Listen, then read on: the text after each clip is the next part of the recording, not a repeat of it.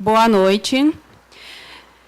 Pedimos desculpa aí pelo esse pequeno atraso no início, mas estávamos resolvendo algumas questões técnicas aí para ajudar a explicação do Júlio e do professor Amaury. Tá? Eu quero agradecer a presença de todos aqui neste evento hoje e desejar as boas-vindas para esse evento do Diálogos com a Comunidade. Este ano, nós iniciamos as nossas atividades com a palestra Imposto de Renda Pessoa Física 2019, o Leão está com fome. Este ano, então, a declaração de ajuste anual ela deve ser entregue até o dia 30 de abril. Por isso, para apresentar as novidades do programa e esclarecer algumas dúvidas, nós convidamos o auditor fiscal da Receita Federal, o Júlio Curvo, e o professor Amaury José Rezende. O Júlio, ele, além de auditor fiscal aqui da Receita Federal, né, ele também é representante subregional do Programa Nacional de Educação Fiscal e sócio fundador do Observatório Social de Ribeirão Preto. Ele é graduado em Engenharia Civil pela USP São Carlos. O professor Amaury, como você já conhece, né, é nosso professor aqui da FEA, coordenador do programa de pós-graduação em Controladoria e Contabilidade, é coordenador também de MBAs em Gestão Tributária da Fundace e do Núcleo de Estudos em Controladoria e Contabilidade Tributária, o NECT. E também coordena o Núcleo de Apoio Contábil e Fiscal, o NAF, aqui na FEA. Ele é autor de livros em contabilidade tributária e do terceiro setor, graduado em ciências contábeis pela UFMS, possui mestrado e doutorado pela FEA, USP São Paulo, pós-doutorado na Alemanha e livre docência aqui pela FEA também. Os palestrantes, então, vão fazer a sua apresentação e, ao final, o público vai poder fazer as suas perguntas. Aí só vocês levantar a mão, né, que a gente leva o microfone para que as pessoas que estão ouvindo pela internet também consigam ouvir. E o nosso colega Lucas vai estar acompanhando as dúvidas do pessoal da internet também para passar para os palestrantes. A gente ressalta que esse evento é um evento beneficente, portanto, todos os alimentos que foram arrecadados vão ser revertidos para uma entidade assistencial. Vocês vão receber os certificados de vocês por e-mail. Desejo a todos um bom evento e passo a palavra para o professor Amaury.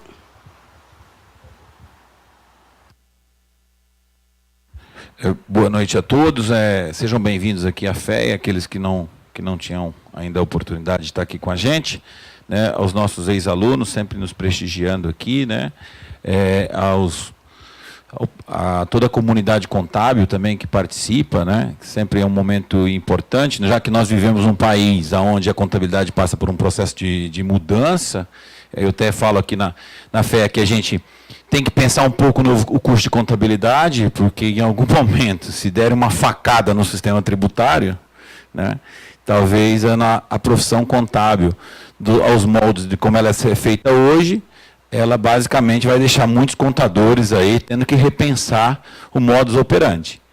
Temos 400 mil contadores para 5 milhões e meio de empresas, sendo 4 milhões e meio de empresas no Simples, que basicamente não se faz, com todo respeito aos meus colegas, né, eles não têm tempo nem de respirar, além de preencher SPED e apurar tributos. Então, eu acho que essa facada ela deve acontecer em algum momento, não por uma reforma tributária, num congresso chantagista, né? Nós temos um congresso que fica chantageando propostas para a sociedade. Hoje, a gente não vê um congresso pensando em debater propostas, e sim fazer chantagem, ainda na base da velha política. É muito triste para uma sociedade onde o congresso não está pensando nos projetos da sociedade, e sim pensando em pecuninhas pessoais, né, onde deveríamos estar aí pensando numa reforma tributária adequada. Eu acho que a automação vai fazer com que o compliance fiscal que se faz hoje, como você faz o imposto de renda de casa e o e-social de casa, do empregado doméstico, né, como você já entra no site da Receita Federal, bota os dados e já calcula a guia do Simples, pela automação nós vamos modificar o trabalho da contabilidade, que é nobre por si, e hoje basicamente é mais um trabalho de compliance fiscal. Então, não se tem contabilidade feita, não existe contabilidade para pequenas e médias empresas no país. Existe compliance fiscal. né, contabilidade para fins decisórios. Então, a gente percebe aí a Conta Azul e a Contabilizei com quase 300 mil empresas com contabilidade online. Um contador fazendo a contabilidade de 300 mil empresas, basicamente por um software online. Então, a gente percebe que a profissão também está passando por uma reflexão. Eu acho que é o papel da contabilidade. E um dos temas que a gente tem para discutir com vocês hoje aqui é a questão da tributação do imposto de renda, que todo ano, né, ninguém gosta de pagar tributo, mas pagar tributo é viver em comunidade. É a taxa condominial de viver neste país. Tá? Eu gosto de, nas nossas análises aqui, convidar vocês a entrar no nosso site do nect.org.br, desculpa, nect.org, que lá a gente tem, né, algumas publicações. A pessoa fala, se paga muito imposto de renda no Brasil. Não, não é verdade, não se paga muito imposto de renda da pessoa física no Brasil. Nós temos 200 milhões de pessoas, 100 milhões de pessoas economicamente ativas, 28 milhões de declarações o ano passado e estima-se 30 milhões esse ano. Só que só 5 bilhões de pessoas recolhem 90% de todo o imposto de renda. Os demais contribuintes, tá, basicamente contribuem com 10% de todo o imposto de renda. Tá? Então, nós não temos uma sociedade pagando imposto, de fato. Nós temos uma sociedade, né, que paga imposto, são 5 milhões de pessoas. 5 milhões de pessoas por 200 milhões, estou falando em 2,5% da população brasileira. Uma sociedade extremamente pobre, né? E um sistema que funciona bem. Então, ou seja, percebeu que há necessidade de um movimento diferente de crescimento econômico para a inclusão das pessoas. Né? Mas, já que temos 5 milhões, é bastante pessoas, né? Temos 28 milhões que em algum momento no mês pagou imposto. Tá? Bom, dito tudo isso, nosso projeto, nós temos um projeto de diálogos com a comunidade, que é um projeto da pós-graduação, que é coordenado pelos estudantes da pós-graduação, eles que conduzem, a gente apenas ajuda na supervisão e coordenação desse programa. Ele já existe aí há 10 anos, já, o diálogos com a comunidade. Né? Nós trabalhamos com a dinâmica de trazer profissionais, professores, pesquisa, teoria prática e pesquisa para ser apresentados aqui. Desde dos trabalhos de tese e dissertações dos alunos, a profissionais como o Júlio, que veio aqui trazer um pouco da sua experiência e falar com a comunidade. Tá? Aliado a isso, dentro da extensão que nós fazemos na universidade, nós criamos uma disciplina que chama Educação Tributária, dentro de um projeto de parceria com a Receita Federal. Né? Esse projeto com a Receita Federal é o núcleo de apoio contábil e fiscal para atender os contribuintes de renda, né, hipossuficiências de renda. Né? Tem renda até R$80 mil, é o nosso corte. Então, o núcleo tem uma disciplina onde os alunos recebem um treinamento sobre imposto de renda em MEI pela Receita Federal, e no mês de abril e no mês de maio eles prestam atendimento e orientações. Tá? Então, convidamos toda a comunidade que tem que fazer alguma declaração, ter algum esclarecimento, ter alguma orientação técnica. Nós estamos em parceria com a Receita, fazendo com que o aluno desenvolva essas habilidades, né, aqui, interpessoais também, no atendimento de questões tributárias. Tá? Não substitui o trabalho do contador, não substitui a complexidade, não substitui o trabalho da Receita. É um trabalho de extensão que a FEA, em parceria com a Receita Federal, firmada em 2016. A educação tributária aqui ela vai acontecer os atendimentos do mês de abril. Tá? Então, no site naf.fearp.us.br, vocês vão ter a partir de segunda-feira já a agenda dos horários de atendimento. Tá? E no mês de maio, para atendimentos do MEI. Imposto de renda pessoa física até R$81 mil, quem oferiu renda até R$81 mil, é o critério, então, basicamente, para o atendimento. Tá? A partir do dia 4 de abril, nós estaremos com os alunos oferecendo o atendimento, eu e os alunos, eu e o professor Silvio, que coordenamos esse projeto aqui. Tá? Você pode fazer o seu agendamento, né, pelo site do NAF, lá tem um formulário, ou você também pode pelos telefones. O telefone do núcleo, que é o 3315-0503, ou pelo WhatsApp 988630658. Depois a gente deixa também aí no canal disponível. Tá? Convidamos a comunidade para participar desse projeto aqui com vocês. Tá? Júlio, obrigado aí por aceitar essa demanda. Né? É sempre bom a gente falar, fazer a nossa declaração de imposto de renda, que isso acho que é um exercício contábil importante para você se organizar patrimonialmente. Quando você faz seu imposto de renda, de certo modo, você faz até uma reavaliação das suas finanças pessoais. Né? Eu acho que todo mundo deve fazer individualmente seu imposto de renda. Isso é até a forma de criar, de fortalecer um conceito que é importante para nós, que se chama moral tributária.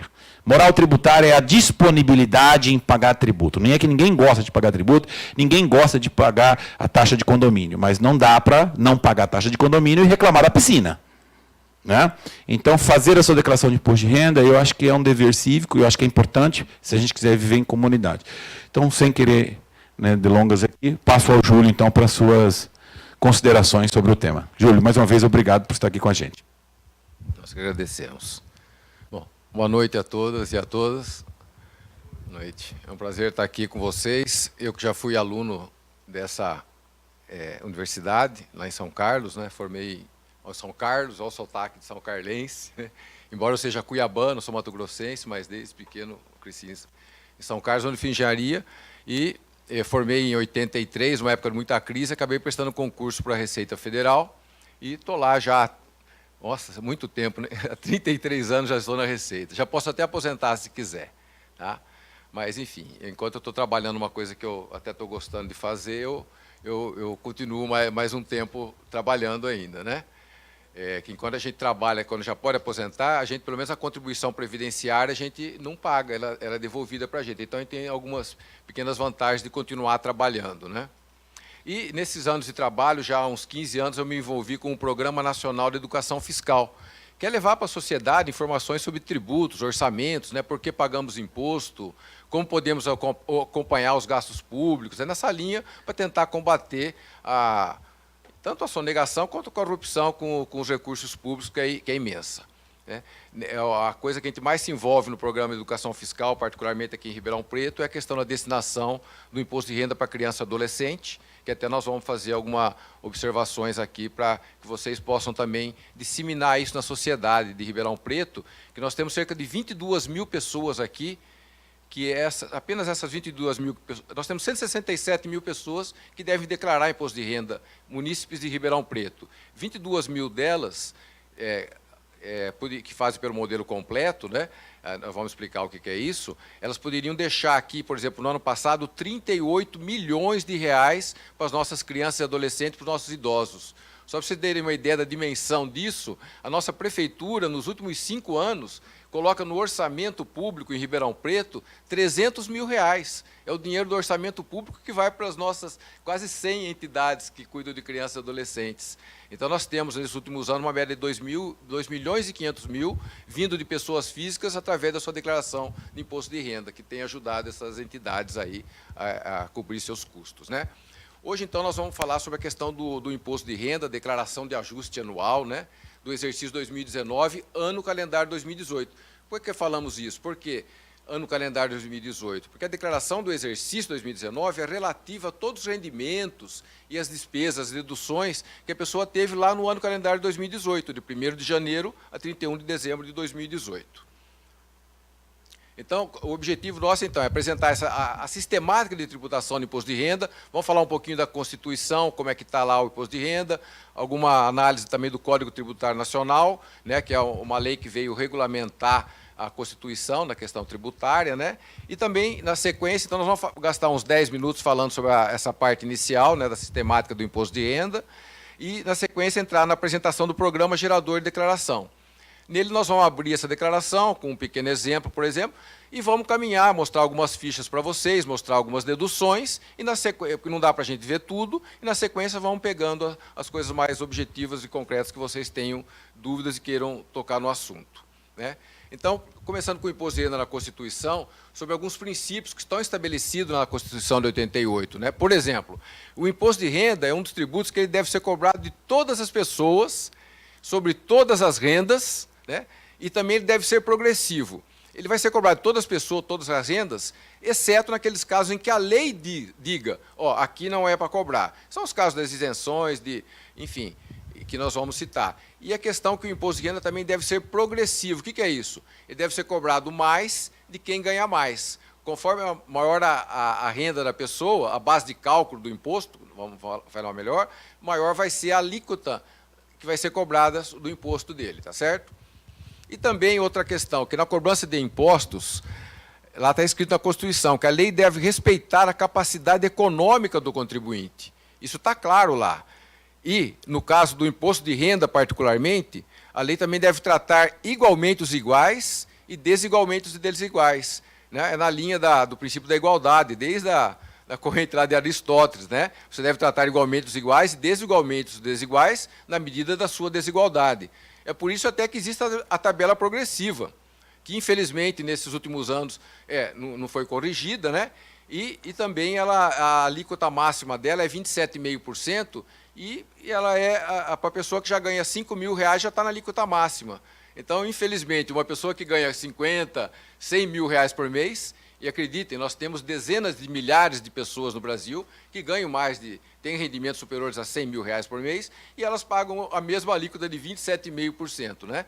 Isso aí passou a existir nos últimos 15 anos. Antigamente nós tínhamos aqui, como na maioria dos países do mundo, da Europa, né, Japão, Estados Unidos, tem alíquotas bem superiores a 30%, 40%. Né? Porque nós vamos ver, podemos talvez ver aqui, que existe a alíquota e existe a alíquota efetiva. Não é porque fala que a alíquota do imposto de renda é 27,5%, a maioria de nós não chega a pagar nem 25%, nem 24%. A alíquota efetiva é bem menor, nós podemos falar sobre isso depois.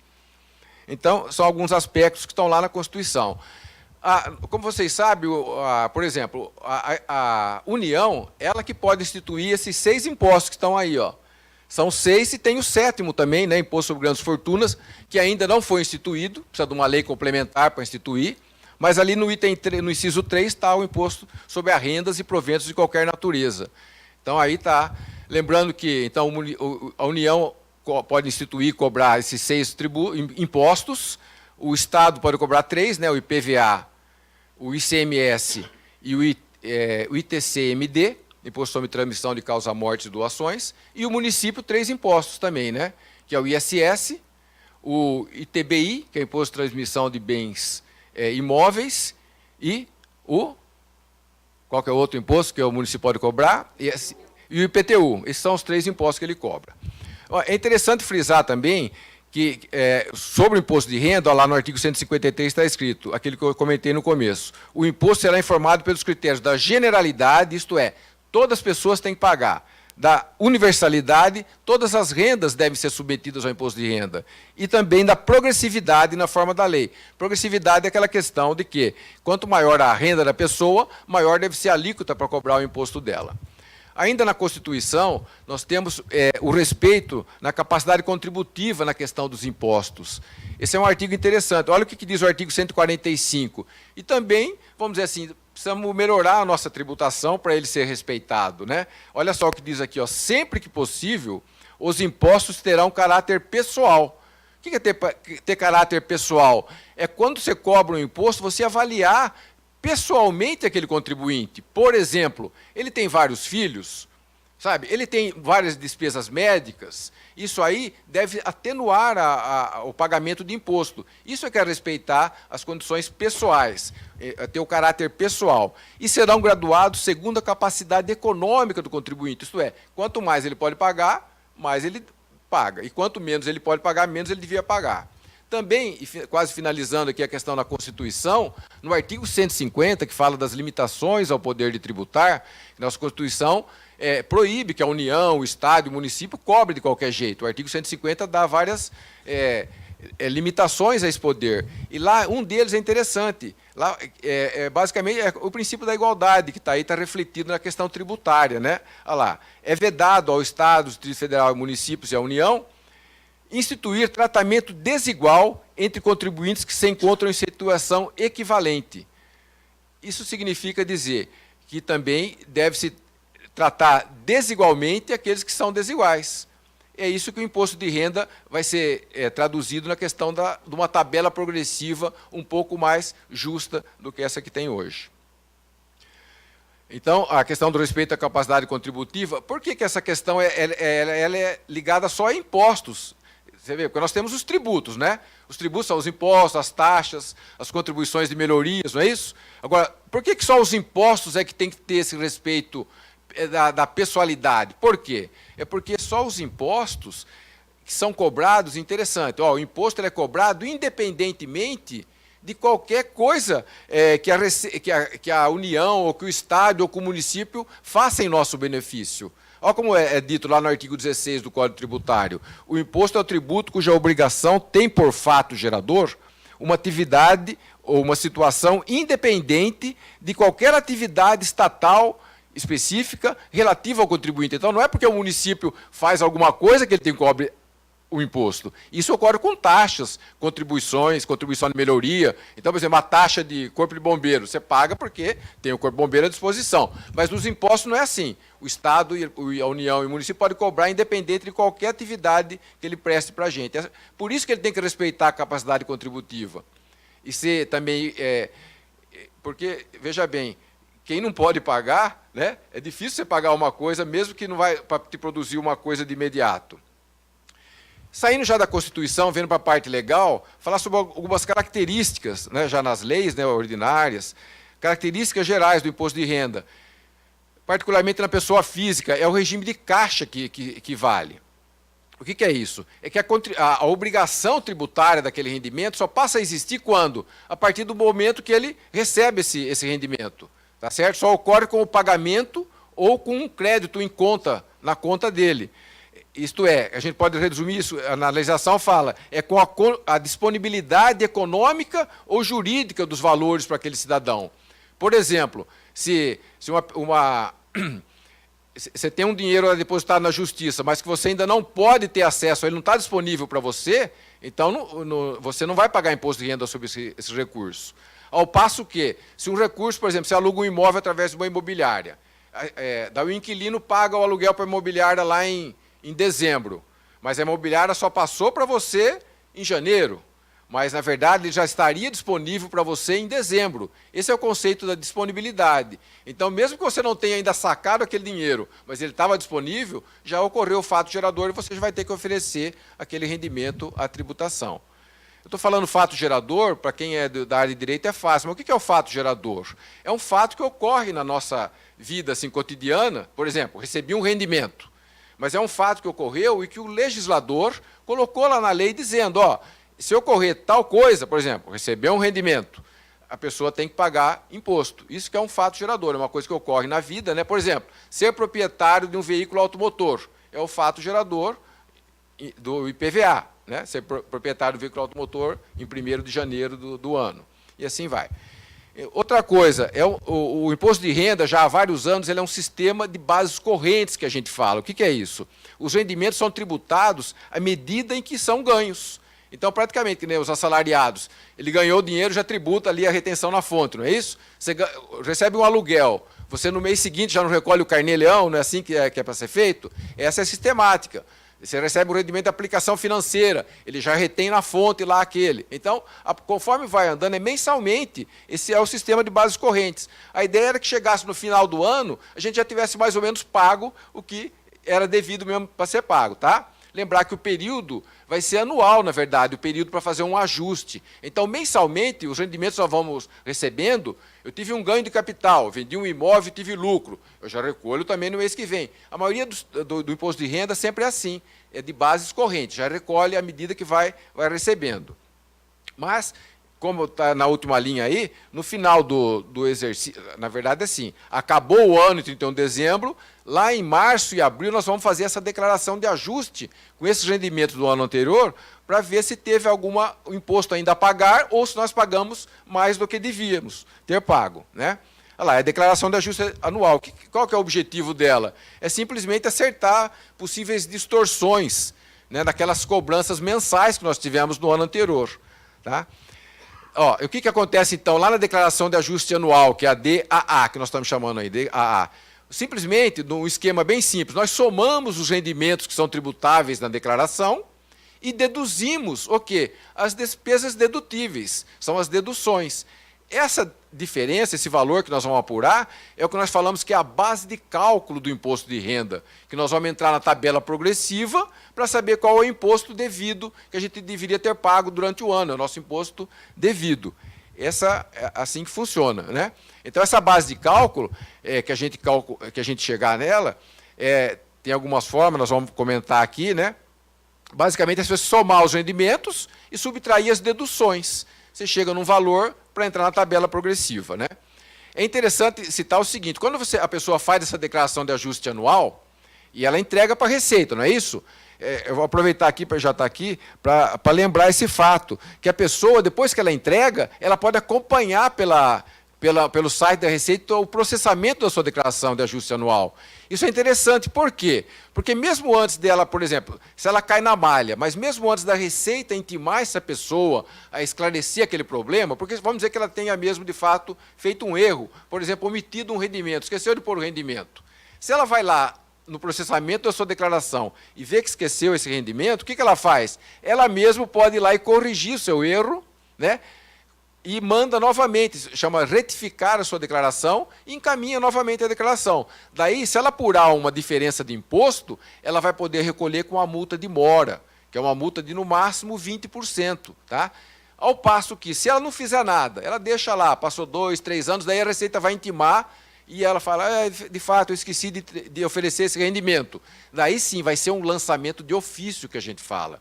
E daí tem uma multa que é de 75% do valor do imposto. Fora que o tempo que passou vai ter a correção monetária, né? A taxa Selic somada de todos esses meses, enfim. Então, é interessante acompanhar o processamento da sua declaração. Você já pode fazer, na verdade, você pode fazer já a partir do momento que entrega. Tá? Você entregou, no dia seguinte já dá para até ver lá. Só que ela só passa a ser confiável mesmo, essa análise do processamento, a partir do final de maio. Porque tem muitas fontes pagadoras, por exemplo, que é só aí que elas acertam, entendeu? Enfim, fonte pagadora, plano de saúde, um monte de instituições, vários tipos de instituições que apresentam essas despesas para a Receita. De imóvel, por exemplo, aluguéis, as empresas apresentam para a Receita, então a pessoa vai cair na malha se ela não tiver declarado um rendimento de um filho, de qualquer pessoa que ela colocou como dependente de um imóvel que ela tenha, ela acaba caindo na malha. Ou se declarar despesas, né, acima de alguns parâmetros, que depois nós vamos comentar um pouco. Também só mais uma observação em 2, que nem todos os rendimentos que a pessoa recebe são também levados para a declaração de ajuste anual para a tributação. Nós vamos levar todos os rendimentos nossos para a declaração de ajuste anual, mas só como demonstrativo. É só para informar a Receita. Por exemplo, por que meu patrimônio aumentou 100 mil se eu ganhei só 50 mil de rendimentos tributáveis? É que às vezes a pessoa pode ter tido o quê? Sei lá, ganhou uma herança, que é um rendimento isento, então não vai pagar imposto, mas ela é obrigada a apresentar. Daqui a pouco nós vamos apresentar um pequeno esquema sobre essa declaração de ajuste anual, os rendimentos que nelas estarão. Então, finalizando aqui essa parte assim, introdutória da declaração, só para lembrar que é comum a pessoa, quando faz a declaração de ajuste anual, ela apurar uma diferença entre o imposto que foi recolhido lá durante o ano, ou de imposto retido na fonte, ou do carnê-leão que ela recolheu, né, que é obrigatório para quem recebe rendimentos de pessoas físicas, né, ou até o tal chama imposto complementar, que ela mesma pode recolher. Por exemplo, aquela pessoa que trabalha em 2, 3 empresas, né, e cada uma ela recebe um pouco, só que quando ela, às vezes, alguma delas recebe tão pouco que nem é tributado, porque menos de R$ 1.905, nem tem imposto de renda na fonte mensalmente. Nós vamos ver já a tabela progressiva mensal. Mas quando chega na hora da declaração, que ela vai somar essas 3 fontes, então dá um valor alto de imposto. Então, muitas pessoas já querem ir fazendo um imposto complementar durante o próprio ano calendário. Mas, enfim, é uma opção a mais aí. Mas por que, então, que dá essa diferença? É porque, na hora de fazer a declaração, tem muitas despesas médicas, por exemplo, que não é dedutível na hora do imposto de renda na fonte, na hora de recolher o carnê-leão, despesa com instrução e outras. E também recebimento de pequenos valores, como eu comentei, né? Ele recebeu na fonte um aluguel de R$ 1.500 que ele recebe, né? No final do ano são R$ 18 mil, só que mês a mês não foi cobrado imposto nenhum e nem ele reteve. É por isso que dá essas diferenças de imposto nas declarações. Aqui está a tabela progressiva quem estava se referindo. Primeiro deixa eu mostrar a tabela progressiva mensal. Ela já está, essa mesma tabela que já está há 2 anos vigorando, né? Vigendo já há 2 anos. Você vê, ó, se você ganhar algum rendimento até R$ 1.903,98, é a alíquota zero. Então não tem imposto a pagar, tá certo? Naquele mês. Ele não vai recolher na fonte e nem recolher o carnê-leão. E assim vai. Se a pessoa ganhar, por exemplo, R$ 5 mil, né, ela já vai estar na alíquota de 27,5%. Por que tem essa parcela a deduzir de 869, por exemplo? É porque ela só passa a pagar uma alíquota de 27,5% na parte do rendimento dela que ultrapassa os 4.664, entendeu? É por isso que faz essa parcela a deduzir aí, que o programa já faz automaticamente. E aqui está a planilha anual, que nada mais é do que 12 vezes essa mensal. Ó, essa anual aqui é multiplicado por 12 a planilha mensal. Essa é que está vigorando, então, na nossa declaração de ajuste anual 2019. Vai somar os rendimentos, subtrair o quê? As deduções, o valor é a base de cálculo, a pessoa entra nessa tabela progressiva com essa base de cálculo para saber qual é o imposto devido dela. O imposto devido, tá? Que ela deveria ter pago para ficar quites com a Receita Federal. Né? Aqui está aquele esquema que eu comentei com vocês. Né? Aqui no lado esquerdo nós temos as informações que fazem parte do cálculo do imposto de renda que vai ser apurado na declaração de ajuste anual. Né? Então, lá em cima nós temos rendimentos tributáveis, né? Sujeitos ao ajuste, tanto dos titulares como dos dependentes. Então, aí entra assim, os aluguéis, aposentadoria, pensão, né? Do titular e dos dependentes. Aqui as deduções, que a pessoa tem a opção. Antigamente nós tínhamos 2 formulários. Um que era o formulário simplificado, então a pessoa já ia para o simplificado. E tinha o formulário completo. O que é o completo? É aquele que você utiliza as deduções legais. Você coloca o CNPJ do hospital, o CPF do médico, o valor que você pagou para o médico, instrução.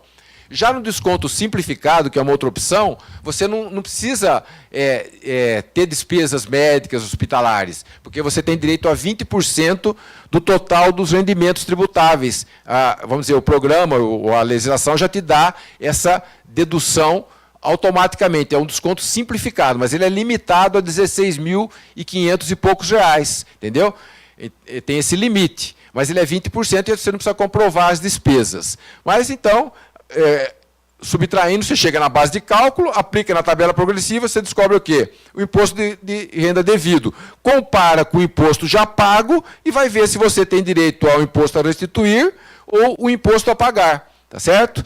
Lá, já do lado de lá, é só para citar que nós vamos também informar na declaração de ajuste anual, nós vamos mostrar a ficha que tem, você vai colocar os isentos, né? Rendimentos recebidos acumuladamente. Até fazer uma observação interessante. Muita gente tem, por exemplo, uma ação trabalhista, né? Ele trabalhou e depois entrou com uma ação trabalhista, por exemplo, relativa ao período 2005 até 2010, por exemplo. Entrou, e agora que ele veio receber, estava lá na Justiça brigando nesses 5 anos.